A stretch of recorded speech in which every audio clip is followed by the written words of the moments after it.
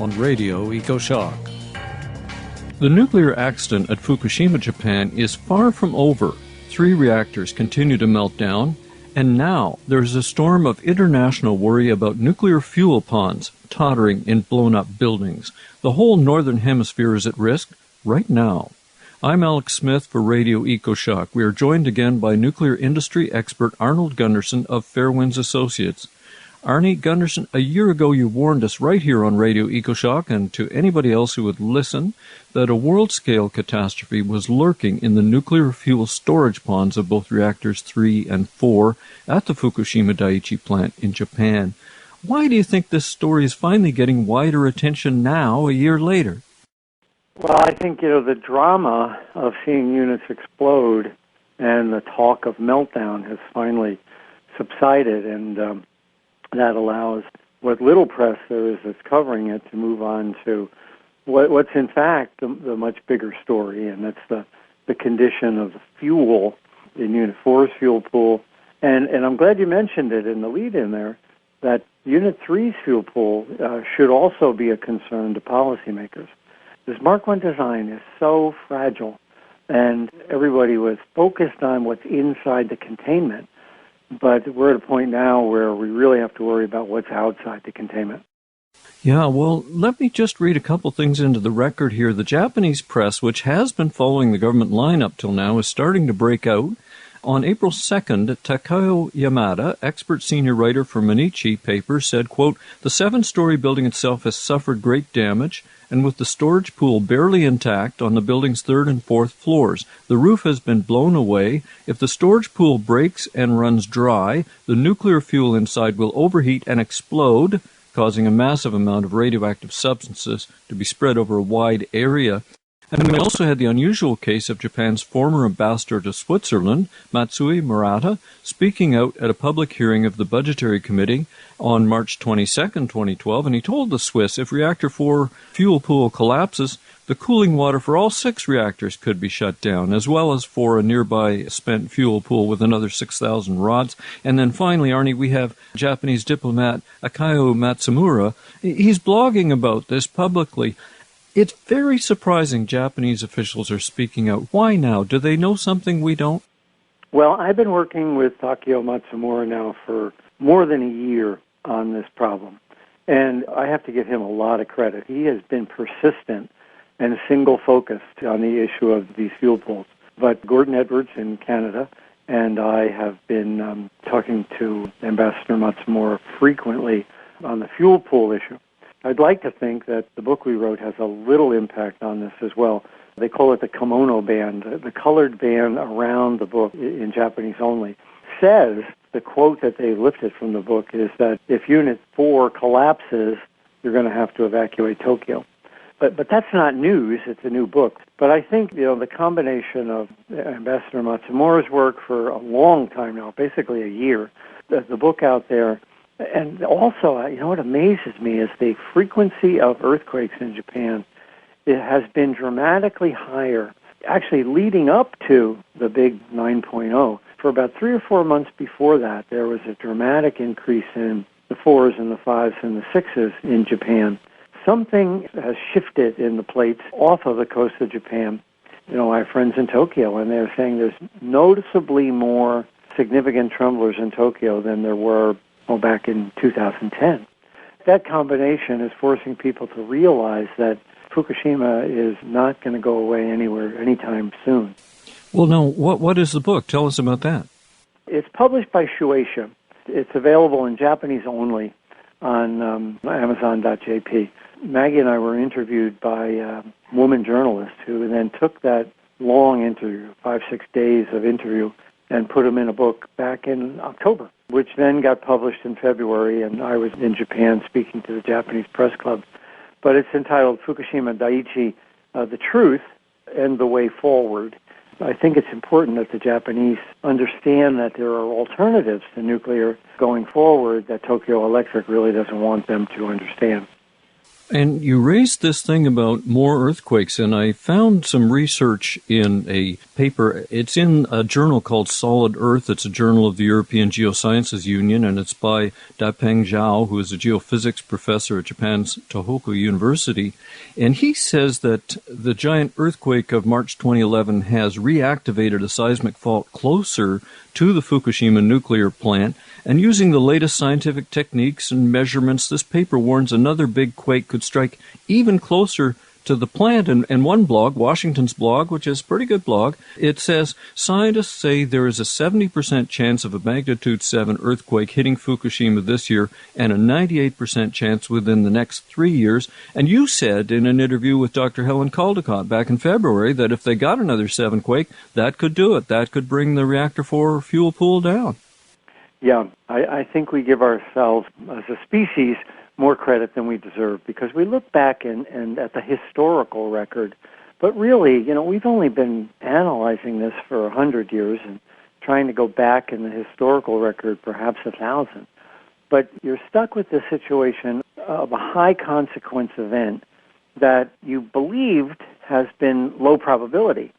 But, now we've got these papers saying that we've got a significant likelihood of serious earthquakes, and they're not low probability. So we've got the worst confluence. You've got the high probability event combined with the high seriousness. And that's certainly a frightening place to be. And that's where Japan is right now. Well, it seems to me, and many Radio EcoShock listeners from all over the world have written me about this, that we're sleepwalking through a potential global catastrophe, and they want to know, why isn't there an international emergency action plan to save us from this? It's something that might make Chernobyl look small in comparison. Have you heard rumblings about that? What are your thoughts? I have no information about any kind of a global concerted effort. I know the Nuclear Regulatory Commission provides information, but the way the world community is structured on nuclear reactors, there is no organization that pulls together a coordinated response. It might be a little different on nuclear bombs, but the nuclear reactors are very much seen as everybody's own domestic policy. Whether that's a developing country in third world or a massive industrial country like Japan. It's basically been hands-off. Each country has the right to monitor and improve or disassemble their own reactors. I don't understand that because, as you just said, we are looking at the possibility of a global calamity. But the way the international law is structured and also, frankly, trying to get the interest of the State Department and the President is an incredibly difficult process. They bounce along to the worst problem right now as opposed to really recognizing that there's a serious one just over the horizon. Well, we have social protests and actions on all sorts of things, even 9/11 and all sorts of things like that, but I'm not willing to just sit here and wait and see whether myself and my grandchild are irradiated to see whether the Japanese do something. I'm just not willing to wait for that. I agree with you, and I've been talking to as many government officials as I can, but I really haven't sensed that they have a fire lit under them on this. I guess that's a bad analogy when we're talking about fuel pool fires, but I really don't sense that they have any burning desire to tackle the problem. There's 3 ways you can tackle this problem. The first way is to gamble that the existing trolley is strong enough to put the spent fuel cask into the Unit 4 pool as it is. It seems like, I think Japanese officials are considering that as an alternative. The problem is that particular trolley is weakened by the explosions and the fire, and if you were to try it, it may fail, in which case it would puncture the floor of the spent fuel pool. The last thing in the world you want is, as you're moving fuel, is to drop a spent fuel canister through that floor, because it will crack the floor, drain the pool, and cause the worst imaginable accident, which Brookhaven has estimated at tens of thousands of people will die from cancers as a result of a fuel pool fire. So you don't want to go there. It's kind of obvious. So the second way would be to use those smaller cranes they have on site and develop a special canister that maybe would only move 2 or 3 pieces of fuel at a time, But you got to get it off of that high floor and onto the ground. And the faster, the better. So that's sort of my proposed alternative. They already have another fuel storage spot on the site. So if you could get the fuel off that pool onto the ground and then into that other spent fuel storage pool, the problem is 95% mitigated. And the third alternative is to build a building around the building and then put a heavy-duty crane on that building and use that. The problem there is that, like you said, the chance of a severe earthquake are significant over the next year or two. If you want to gamble that it won't happen, the best thing to do would be to build a building around the building and put a crane in there. But given the consequences, I think the middle alternative, specially design a really small cask that can take out 2 or 3 bundles at a time and get them on the ground and then put them into the existing pool. Oh, I know the one you mean. It's got about 6,000 fuel rods in it right now. And time is of the essence. We really don't want to wait 5 or 10 years to pull this off. And Unit 3, you started the lead in on this whole piece by talking about Unit 3. Unit 3 is worse. It's mechanically, it's rubble, the pool of rubble, and it's got less fuel in it. But it faces the same problems. Structurally, the pool has been dramatically weakened, and God, nobody's even gotten near it yet. So we've got to get the fuel out of Unit 4 because that's where most of it is. And then you got to move on to Unit 3 and pull the fuel from that pool just as quickly as you can. And you were an expert and, in fact, an executive in a company that dealt with fuel rod assemblies, were you not? Yes, my division built nuclear fuel racks for boiling water reactors just like Fukushima. We built the fuel racks for Vermont Yankee, for instance. So, yes, I understand the process. The problem is that it's called the heavy lift. The fuel can't be picked up and lifted through air and put down on the back of a pickup and then driven off. The fuel is so radioactive that if it becomes airborne, it's lethal doses within the 100 feet and perhaps even more than that. And of course, if all the fuel were to become unshielded, if all the water were to drain away, it's likely you'd have to evacuate a large portion of the site. So you really don't want that pool to become dry. After it becomes dry, it would also catch fire, and that's the worst case for the large population. But should it go dry, there's a period in between when it's so radioactive it creates something called sky shine. The gamma rays from the fuel go up, bounce off air molecules, and come down. The fancy word is Compton scattering, but it would irradiate the entire site to the point where you just couldn't move people around. Not a place you want to be. So that heavy lift has to be done perfectly. When you put the fuel into these large canisters, you can't drop the canister. Don't drop the canister. Oh, my, my, my. This is Radio EcoShock with former nuclear industry executive and expert witness Arnold Gunderson from Fairwinds.com. Arnie, before we get back to this ultimate threat, it seems to me, of nuclear fuel rods dangling in a very damaged building and 2 damaged buildings at Fukushima, Japan, I have to say the triple meltdown of the reactors operating at the time of the quake, that's not over either. What is the news about reactor number 2, for example? Well, number 2 they were able to get a probe into the containment, not into the reactor, but into the containment. They had thought there would be 30 feet of water. In fact, there was only 2 feet of water. And you're counting on the water as shielding, and the radiation exposures were 7,000 R an hour, which basically would kill you in 10 minutes. So it's a radiation exposure that would kill carbon-based life forms, and it's also so high that it'll wipe out robots pretty quickly, too. And that's the bad news, is that the numbers are so high, but that's the best unit. Unit 2 is the one that people can get closest to. Unit 1 and Unit 3 are even worse. So the question is, how are they ever going to get these cores cleaned up? Because it's coming from the radioactive cores. We're at a point where we have to count on brand new science. There's nothing on the market and nothing foreseeable that's going to be able to go into these containments and knock those exposures down. The alternative is to wait 300 years, because most of it is coming from cesium, and 300 years out, those numbers will drop down. But if the alternative is waiting 300 years, somehow I don't think that's very politically palatable. Wow. So we need to invent a technology that hasn't been invented yet. So, Arnie, I think it's time to think the unthinkable. Walk us through what could happen if we wake up one day and the news is just this, that Fukushima Daiichi Reactor 4, the fuel pool, and the building have collapsed. There's a Brookhaven National Lab study that actually talks about this. The building doesn't have to collapse. Or the bottom of the fuel pool just has to break. Now, fortunately, back right after the accident, one of the very first things the Tokyo Electric did, was put an enormous number of brand new structural supports under the bottom of the pool.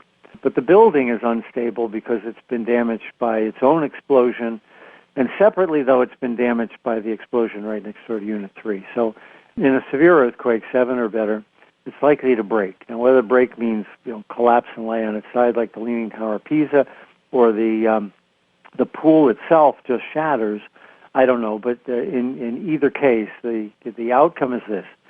The water drains and the fuel gets hot, physically hot. Two things happen. The water was providing shielding as well as cooling, and the exposures on site become astronomical. We looked at this back in the States when Dresden 1 almost had a fuel pool drain all its water. They forgot to turn the heat on when the unit was shut down and the pipes froze, and it almost caused the entire fuel pool to drain because of these frozen pipes. They estimated that if the Dresden pool had drained, no one could have gotten within 300 or 400 feet of the thing. And, of course, this pool is much bigger with much more radiation. So the first issue is that you'd have to evacuate a significant part of the site just because the gamma rays coming out of the pool were so great that you couldn't get near it. The second thing happens in perhaps a day or two where the fuel gets hot enough to ignite in air. Zirconium, which is what the fuel is clad with, at 2,200 degrees Fahrenheit, wants to absorb oxygen. And if the oxygen is in water, it will suck up the oxygen in water and create hydrogen, which happened in the explosions on 1, 2, and 3. But if the fuel is just exposed to air, it's going to take the oxygen out of air and burn. When it's going to create zirconium oxide, and that's basically a fire.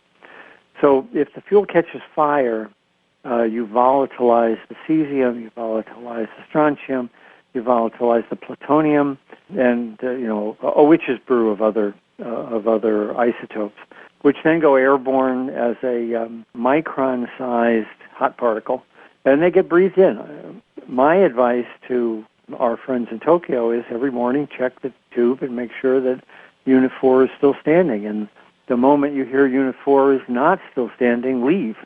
And that's been my advice for a year. So then the health consequences, the Brookhaven study says tens of thousands of fatalities from cancers because of the hot particles that are thrown up from the fire. Now, from the selfish point of view of someone living on the west coast of North America, and I guess for everyone in the northern hemisphere, it seems to me the key point is whether there is a major explosion that could drive these radioactive materials into the stratosphere where they will spin around the world. And how do you estimate the risk of a major explosion if that Reactor 4 building collapses, for example? Yeah, I don't think it's going to be an explosion. I think it's going to be a fire. But I still would be concerned if I lived on the West Coast. The heat of this fire is extraordinary, so that the particles are buoyant. They're going to be extraordinarily hot, 3,000 degrees. So you're going to have an upward moving thermal plume that's going to push this thing up 5, 6, 7 miles, and then it'll be pushed by the jet stream. The hot particles we've already seen on the West Coast probably didn't come from a single event, but were lifted by the smoky fires that we experienced back in March of last year. This fire would be hotter, so it would essentially be this pyre of ionized gases that would lift the hot particles up high enough to get in the jet stream and hit the West Coast. So there's a lot of air between the West Coast of the United States, and the East Coast of Japan. So certainly the Japanese would have to worry more. But, it would be appropriate to have monitoring planes looking for the plume and letting people know where the plume was if this event happens. I think we all just have to pray that this earthquake doesn't happen until the fuel is out. I think it's pretty clear it will happen, but it doesn't happen until the fuel is out.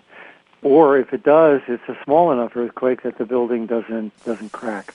Yeah, I think we have to make this clear to listeners that this isn't a guaranteed event, that we don't have to totally panic right now, because there is a possibility that we may luck our way through this and not have yet another major nuclear event from Fukushima.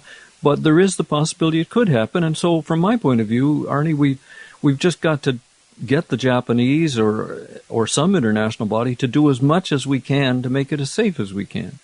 Yes, you're absolutely right. As quick as we can. We're in a world where people don't like to be, which is these low probability, high consequence events. Because of the damage to this unit and because of the increased seismicity in Japan over the last 3 or 4 years, it's no longer low probability, like 1 in a million. If it's 1 in 100, that's awful, because the consequences are so severe that even a 1 in 100 event would be mathematically devastating. Yeah, we couldn't recover from it in anything in a meaningful human timescale.